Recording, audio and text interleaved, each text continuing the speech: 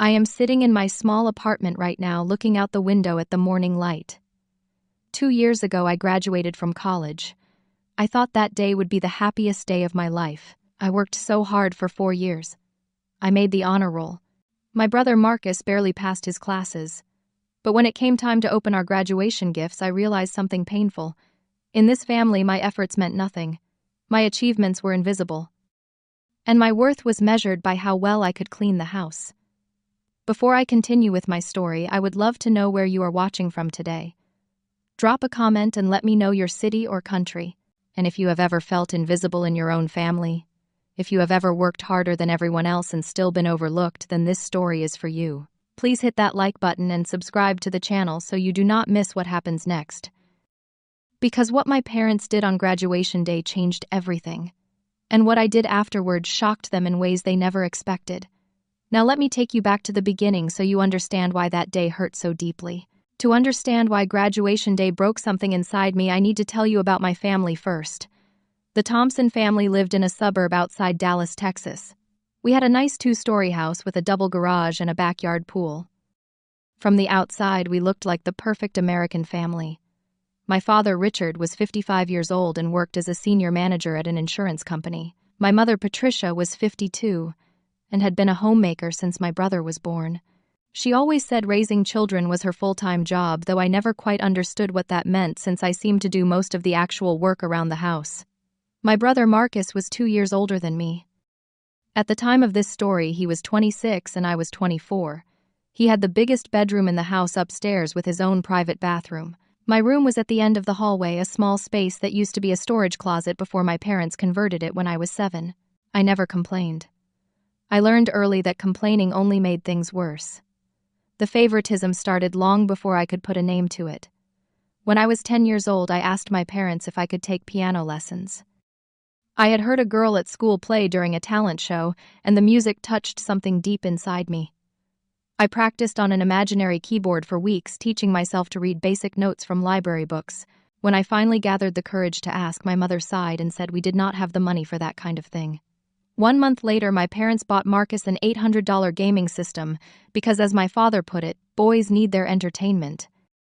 When I was 14, I won first place at the state science fair. My project was about water purification in developing countries. I spent 3 months researching, building my model, and perfecting my presentation. The competition was held on a Saturday afternoon, and I needed my parents to drive me there. But Marcus had a football game that same day. He was not even a starter. He sat on the bench for most of the season. Still, my parents chose his game over my competition. I took 2 buses and arrived just in time. When they announced my name as the winner, I looked out at the audience, hoping somehow my parents had changed their minds and come. The seats where they should have been were empty. The pattern continued when it came time for college. I got accepted into a top university with a partial scholarship. I was so proud. I showed my parents the acceptance letter, my hands shaking with excitement. I explained that I needed help covering the remaining tuition, about $15,000 per year. My father barely looked up from his newspaper. He said I should get a job and figure it out myself. That same year, they paid full tuition for Marcus at a mid-tier school. He had lower grades, no scholarship, and no plan. But he was their son, and apparently that was enough. So I figured it out myself. For 4 years, I worked 3 part-time jobs while maintaining a full course load. I served coffee at a cafe starting at 5 in the morning. I worked as a teaching assistant in the afternoons, and I shelved books at the campus library until closing time at night. Most nights I slept about 5 hours. Some weeks I survived on ramen noodles and free samples from the cafe. I graduated with a 3.9 GPA and made the honor roll every single semester. Marcus, meanwhile, spent his college years partying. He changed his major 3 times, failed several classes, and took 6 years to finish a 4-year degree. His GPA was 2.3. But whenever my parents talked about him, their voices filled with pride. They said he was finding himself, exploring his options, becoming a man. When they talked about me, which was rare, they simply said I was doing fine. Then came the news that changed everything. Because Marcus took so long to graduate, we ended up finishing in the same year. My mother called me one spring afternoon with what she described as wonderful news. She suggested we have a joint graduation party at the house to celebrate both of us. She said it would save money and bring the family together. I agreed, thinking maybe this was finally my chance. Maybe a shared celebration meant they were ready to see me as an equal. A week before the party, my mother called again. Her voice was almost giddy with excitement. She said there would be big surprises for both of us. Real surprises, she emphasized. Something we would never forget. For the first time in years, I let myself feel hope. Maybe they had finally noticed my hard work. Maybe they had saved up something special for me too. Maybe after 24 years, I was finally going to be seen. I had no idea how wrong I was. The morning of graduation day arrived with bright Texas sunshine and temperatures already climbing toward 90 degrees. I woke up at 6 a.m. in my tiny apartment near campus, the same cramped studio I had called home for 4 years. The walls were thin, the air conditioning barely worked, and the view from my window was a brick wall. But I had paid for every month of rent with my own money, and that made it mine. I had bought a new dress for the occasion, a simple navy blue piece that cost me 2 weeks of tips from the cafe. I could not afford to get my hair done professionally, so I watched tutorials online and styled it myself. I did my own makeup too, keeping it natural and understated. When I looked in the mirror, I saw a young woman who had survived 4 years of exhaustion and emerged stronger.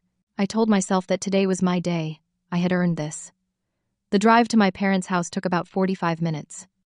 I pulled up in my old car, a 12-year-old sedan I had bought with my own savings when I was 19. The engine made strange noises sometimes, and the air conditioning had stopped working 2 summers ago. But it was mine.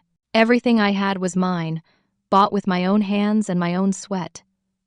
When I arrived, I noticed the garage door was open partway. Through the gap, I could see something large covered with a red fabric. My heart beat a little faster. Was this the surprise my mother mentioned? Was it for both of us or just for Marcus? I pushed the thought away and tried to stay positive. The graduation ceremony at my university started at 10 a.m. The stadium was packed with families, everyone dressed in their finest clothes, everyone beaming with pride. I found my parents in the crowd before the ceremony began. My mother was scrolling through her phone. My father was talking to the man sitting next to him about golf. Marcus was not there because his ceremony at his school was happening at the same time. When my name was called during the ceremony, something special happened. The announcer noted that I was graduating with honors, that I had made the dean's list every semester, and that I was receiving a special recognition award for academic excellence. I walked across that stage with my head held high. The applause from the crowd was polite and appropriate. But when I looked down at my family's seats, my mother was still looking at her phone. My father was saying something to the stranger beside him. Neither of them was watching. Neither of them clapped any louder than basic courtesy required. Neither of them took a photo. After the ceremony, I stood outside the stadium, holding my diploma and my special recognition certificate. Families swirled around me, hugging their graduates, crying happy tears, taking endless photographs. I stood alone, trying to figure out how to take a picture of myself with the timer on my phone. That is when my classmate Megan found me. She was a girl I had studied with a few times, someone who always seemed genuinely kind. She ran over, threw her arms around me, and said something I will never forget.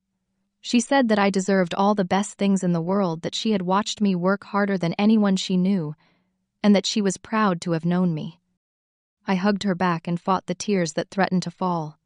A near stranger had given me more recognition in 30 seconds than my family had given me in 24 years. The graduation party at my parents' house started at 4 p.m. About 30 people came, mostly relatives and friends of my parents and Marcus. I recognized a few cousins I had not seen in years, some neighbors and several of Marcus's college buddies. I did not see any of my own friends because I had not been asked if I wanted to invite anyone. Dinner was catered with barbecue and all the fixings.